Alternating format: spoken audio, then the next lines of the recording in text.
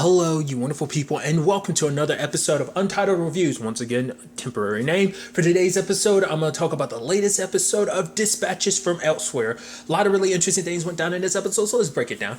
Obviously, the fact of the matter is, they come across the crime scene, and obviously it's a situation of like, well, what do? We call it the cops or something like that. Obviously, Fredwin is not too keen on calling the cops because of obviously, it's basically laying out because my skin complexion, but also I might have prior issues that might turn into a problem if we kind of get involved. So it's like, well, what do? Lo and behold, who walks in? Chocolate milk dude, or just milk. They just refer to him as Milkman. So he takes off running. Peter's running after him. Everyone else is running after. I love that Peter chases him across the fountain, and everyone else kind of circles around. And I love that literally in the background you can see Janice kind of trotting along because she's not as young as the other whippersnapper. So so there's that.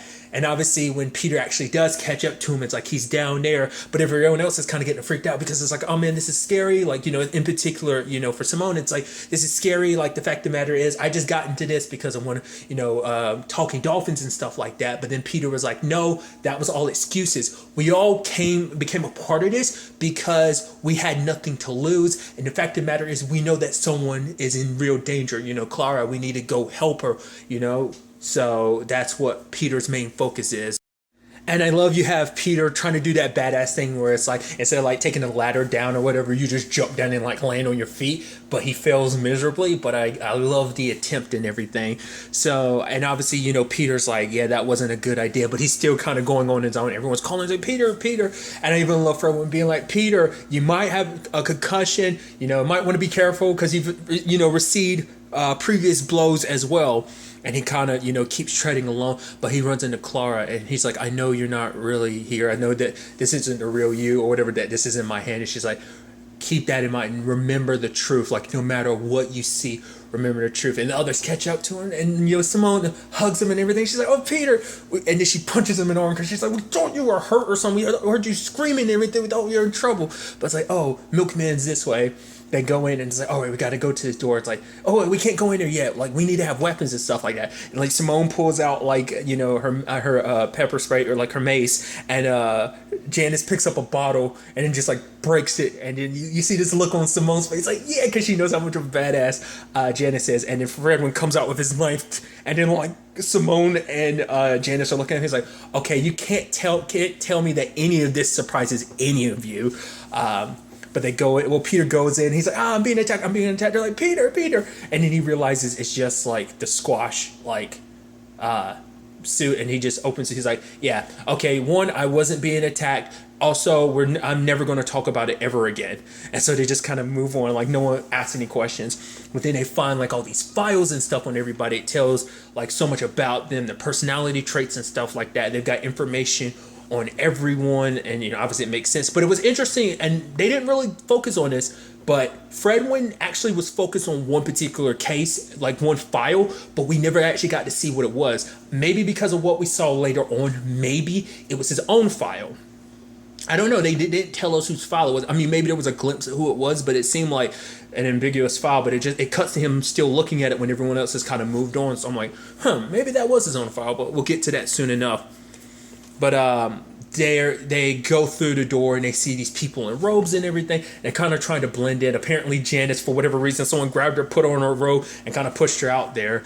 But obviously, we see, the Jejune Institute and the Elsewhere Society all kind of butting heads because they both want Clara, which obviously, they're like, wait, if we had Clara, do you think that cage would be empty? And it's like, wait, you're going to put her in a cage? It's but it's the back and forth because they're like, oh, you have Clara. It's all, but no, neither one of them has Clara. And so it turns into this big back and forth. And then Octavio shows up. Half the crowd cheers, the other half boos. Because obviously the others are going to stay back until they figure this all out. Okay, wait for the perfect opportunity and then let, kind of slip through. But I think it's interesting. Maybe it's just me. The fact is, Octavio points out our character, the main crew, and no one else. He's like, hey, Janice, Peter, Simone, Fredwin. It's good to see. He picked them specifically out of even though it seems like he would know everyone's name. I mean, maybe I feel like if he had thrown in other names, it wouldn't. But it's just the fact is, it's those four in particular makes it go, there's something more there. Maybe not. But it's like basically his whole thing is like, I'm trying to make the betterment, I'm trying to better humanity. Then Commander 14 shows up and it's like, oh, this, don't listen to him, he wants to kind of basically wrap every idea and kind of chain it down so that basically any, like, rather than things kind of being free and, you know, and like anarchist, like, you know, it's kind of where the, you know, elsewhere society kind of feels, whereas Jejune is more kind of structure and profiting off of ideas rather than just kind of letting them be free and stuff. It's like that. It's like, oh, you're gonna have to kind of pay for this idea or something like that, and the back and forth and the back and forth. But then it's like basically it turns into a thing of like, this is what these whole thing has been like. Humanity's always kind of had this thing since the beginning, brother versus brother, sister versus sister, but now this is all about changing that. And so we as the audience know, because our group found out, like obviously Fredwin found out, that these two groups, the Jejune Institute and the Elsewhere Society, are the same group, you know. So it's like, okay, so what's this all about? And so Commander 14 takes his beard off and everything, and it's like, oh, it's Octavio's twin. And it's like, and I love Simone being like, what? And Janice being like, it's a clone. And Fredwin leaning in, amongst all like 30% of twins, there's a third sibling that one of them absorbs or something. And Janice has this look on her face almost like, why'd you bring that up? But nevertheless, it seems like that's what this was all about. Like, oh, we have these differences, but the fact of the matter is we've all come together. Like, let's put our differences aside after everything that we've been through, kind of turn to one another and kind of break the shackles of just kind of what, you know, because it was so kind of left and right before, and it's like, kind of, let's break those shackles and just kind of come together, look at fellow people involved in this whole thing. And then even Simone kind of being like, oh wait, this was all about, basically it was like a trust thing, kind of, you know, I forgot what exact wording she said. She was basically like, oh, it's been about building trust between people. And then she crosses her arms and she's like, gross. Because I guess for her it's like, it was like, because she actually kind of liked the idea, but then she kind of like, oh, I can't let it show that I actually get, it's like, ew, this was so gross. But obviously Janice has like she puts on one of the devices, because all of them have the device, and it's like, oh, like, look at all the memories that you shared playing this game together. And it's like, oh, it's all fun and games. And even Janice, you know, it's like, oh, look at me. Hey, Simone, there's us. It's like, oh, it's so cool. We made such a good team. Then they show Fredwin and Peter.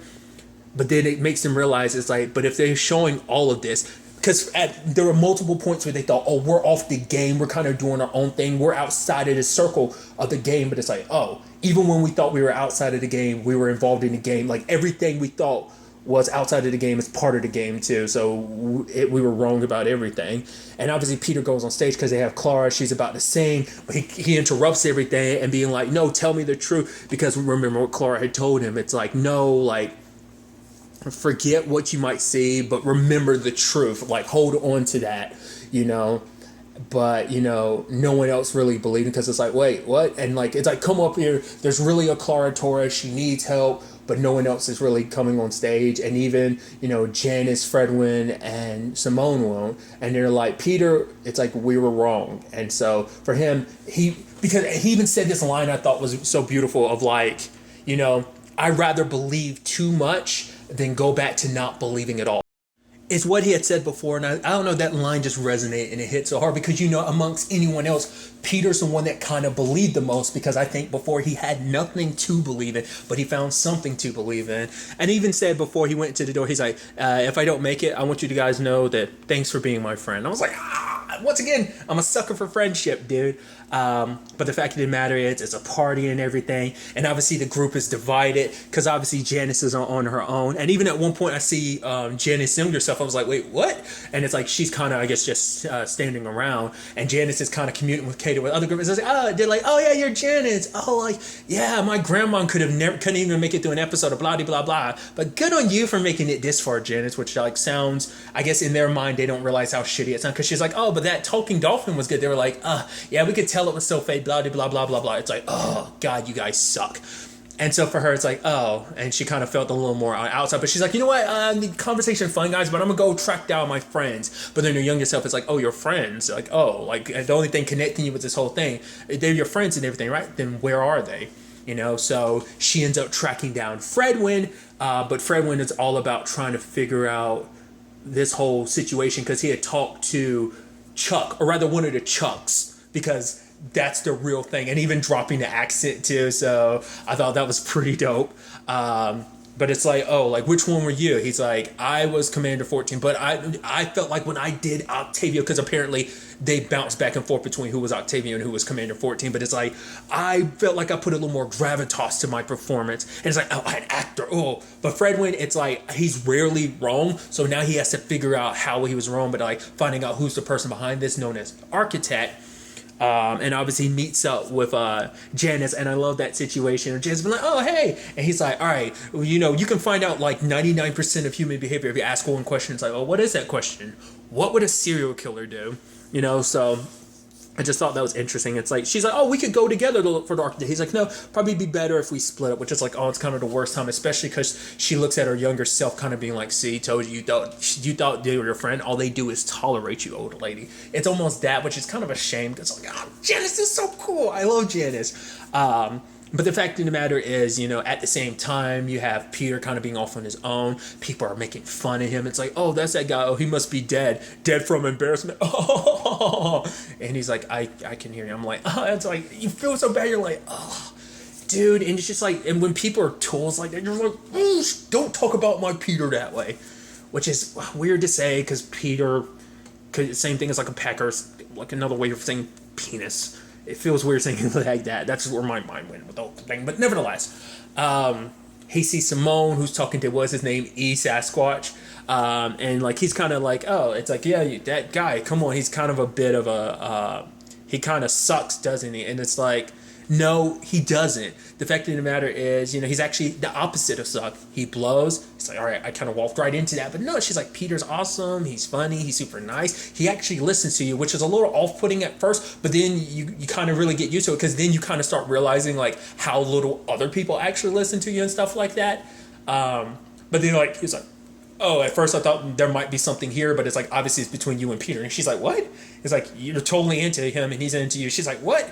No, we're just, you know, obviously we're just friends. And he's like, uh-huh. And then she kind of walks over, like, even if there was something between me and Peter before, it wouldn't mean anything now. So that's the reason why there couldn't be anything between us anyway. But it's like, there's nothing between me and Peter.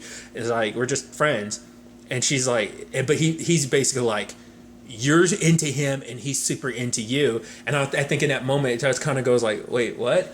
Because it kind of sank in that moment. I think for Simone, she had kind of been putting it off for so long because like I said, she had that moment of like, she kind of saw Peter, like it kind of broke down all the barriers and she was kind of able to kind of like, I think Peter made her feel comfortable enough that like she was kind of scared that she would mess things up. But now it's like, even without trying, she's kind of falling for him like he's falling for her. And that's like, if you don't know anything about me, not only am I a sucker for friendship stuff, I'm a sucker for a good love story and a romance. And literally, this story's been happening since the first episode. I'm like, come on, Simone and Peter, you're so adorable together. Get together already. But, and I love her drinking at the bar, and she's bouncing stuff off the bartender and be like, yo, Peter, like, you want to go to talk? And the bartender's like shaking his head like, no, that's not right. And she's like, I forgot what the second one was she would say. She kind of gave him a nickname, and it was kind of like, you remember how you said when you saw me, you heard music, but I was like, that was too much. Psych. And it's just like, and he's like, and she's like, you know, she's like, I can do this. I'm a woman who's broke down, I think, boundaries and stuff like that. He's like, yeah, you look like, and she's like, okay, I can do this. She goes over to Peter. She's like, all right, you know, come on, Peter, let's dance. And I just thought that was kind of neat. And he's kind of reluctantly kind of going over because, like, obviously he's still down about everything. And then you had the whole situation with Fredwin because he's talking to Clara because he's starting to think, oh, are you the architect? But for her, she's just kind of an actress that was hired for this. Like, actually, her mom's the one that kind of set everything up, but her mom's not there. It's like, yeah, she's visiting my brother in rehab, which I'm like, that wouldn't happen to be that facility that that they went to last episode looking for Clara. I wouldn't assume that. I mean, to be fair, it's interesting because that facility also has a connection to Janice, so I'm wondering if that's the same thing. Probably not, but I'm just like, that just seemed interesting because it's like, oh, your brother would be locked up in your brother is in rehab and stuff like that. That's why I just thought that was kind of interesting. Maybe there's not much to it. Maybe it's supposed to be like, oh, this is just kind of part of that world, so maybe that's what that's supposed to be referencing, or maybe there is more to it. Who knows?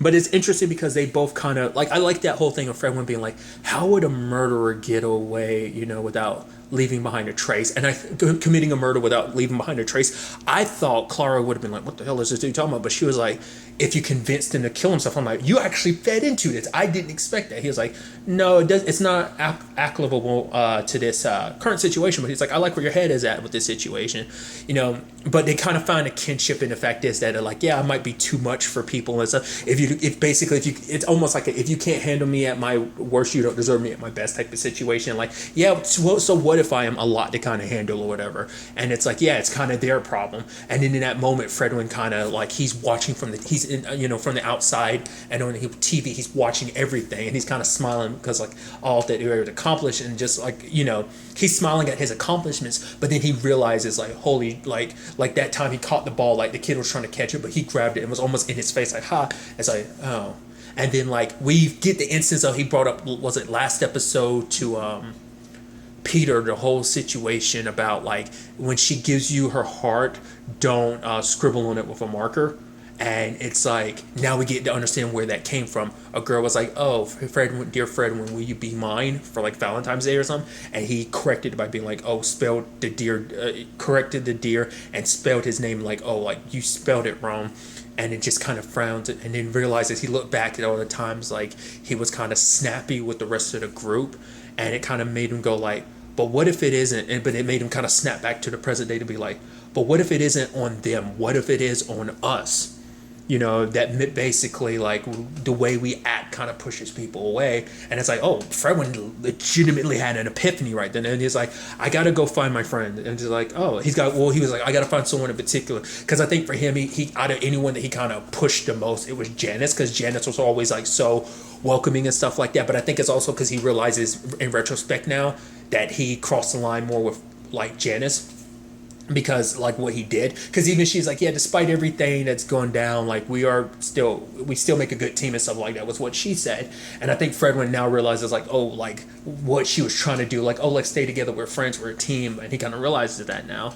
And then obviously Peter and Simone are having their moment, but he kind of turned her down because he thinks, because in the moment he's like, I know what you're trying to do and I don't like it. She takes it one way. I'm like, oh, because he thinks you're like trying to make him feel better. And he even says that. He talks to Sasquatch, is like, oh, like if there's not anything happening between you, I'm fine with tapping a rebound. It's like, come on, dude, too damn soon.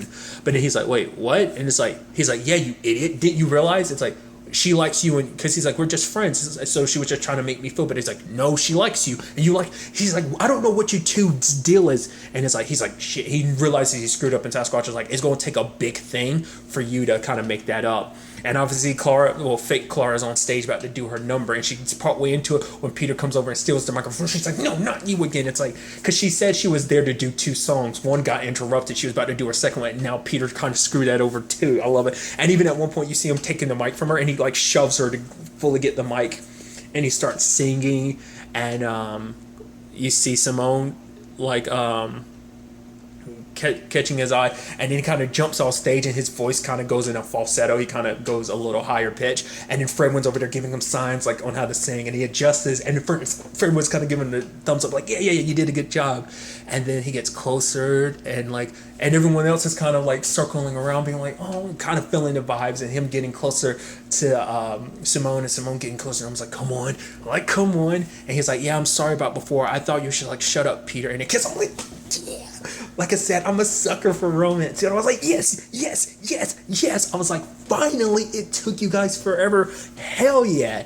Dude, hell yeah.